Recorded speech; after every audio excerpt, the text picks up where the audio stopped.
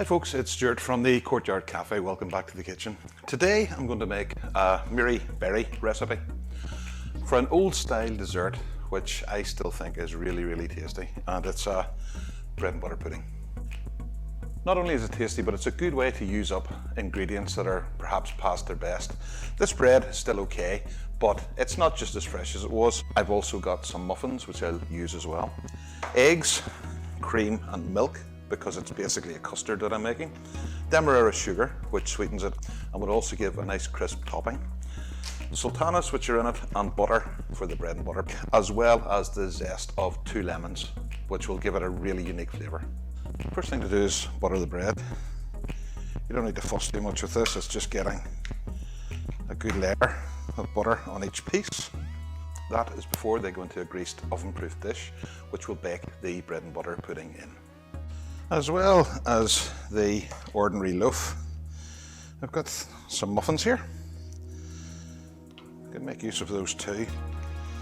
All that I've done is slice them through a few times because it will enable the custard mix to soak into the bread more easily. I've buttered the bread and put the muffins in first. They're butter side down, because by buttering the bread and putting it butter side down, it will stop the finished dessert from sticking to the bowl. Lemon zest makes a lovely addition to this. It gives the dish a real freshness. I've got a little nutmeg grater which I use for zesting. It's important just to take the outer zest off and not the pith of the lemon underneath, which is quite bitter. I've got 125 grams of demerara sugar. Now at this point, sprinkle half of the sugar over the bread.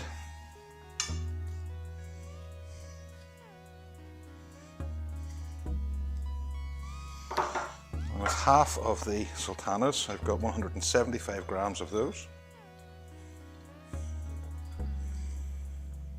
And also half of the lemon zest.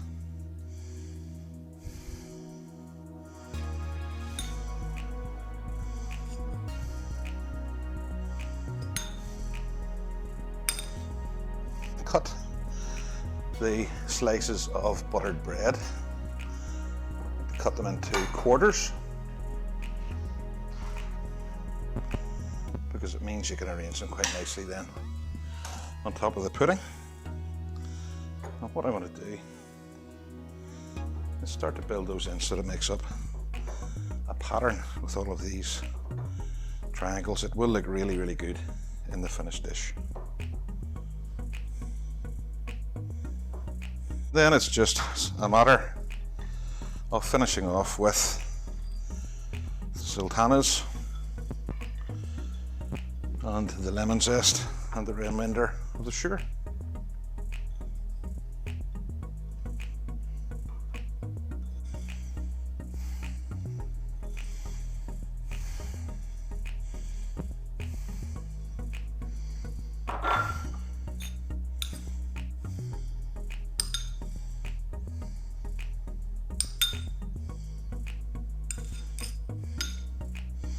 And the final stage with all of that on is to make the custard. Into the dish, I'm going to crack 2 eggs first of all, and add 300 ml of semi-skimmed milk, and then 250 ml of cream. Give the milk, eggs and cream a good mix. The better you do this, the smoother the custard will be in the end. I've made the custard mix and put it through a sieve into this jug. It just makes it easier to control when I'm pouring it, because I don't want to wash the sugar, sultanas and so on off the top of the dessert. And fill in around so that everything gets well coated in the custard. I'm gently just going to press everything down, because I want to make sure that all of the bread soaks up the custard mix. It's best if you can to leave it sitting for about an hour, because it will allow the bread to absorb all of the liquid.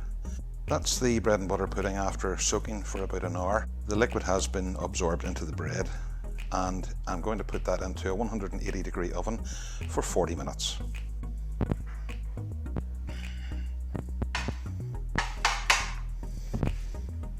"35 minutes turned out to be enough, and it's puffed up beautifully, crisped on the top. It's just a matter now of trying to get a portion out.